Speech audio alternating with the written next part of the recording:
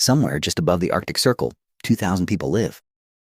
They eat, they work, they laugh, but they don't get buried there. Because dying is illegal, not a metaphor, not a figure of speech. Illegal by law.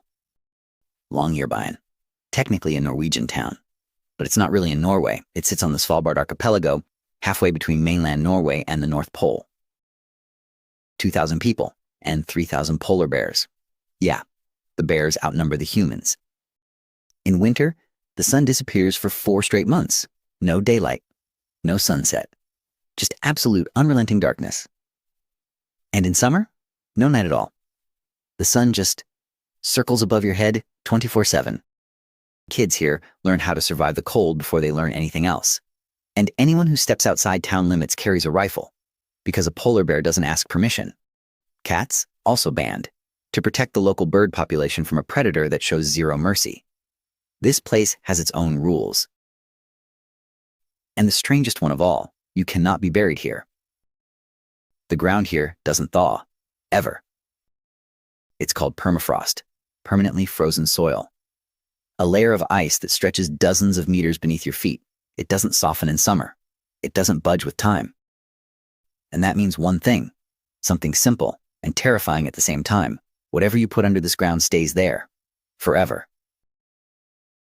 In 1950, the locals noticed something deeply unsettling. The bodies in the old cemetery hadn't decomposed. They hadn't broken down. They hadn't disappeared. They were still there, perfectly preserved, frozen in time, as if they'd been buried yesterday. In 1998, scientists arrived. They dug. They tested. They took samples from the bodies of miners who'd been buried 80 years earlier. And what they found, no one was ready for. Traces of the 1918 Spanish flu virus, still preserved in the tissue. The same virus that killed between 50 and 100 million people. The same virus that wiped out up to 5% of the world's population. It had been sitting there, under the ice, preserved with a precision no laboratory freezer on Earth could match. The scientists finally understood what the town had known for decades. This ground doesn't accept death, because it never forgets. So what happens if death comes knocking here? If you're terminally ill, you get put on a plane and flown to mainland Norway, to die there, to be buried there.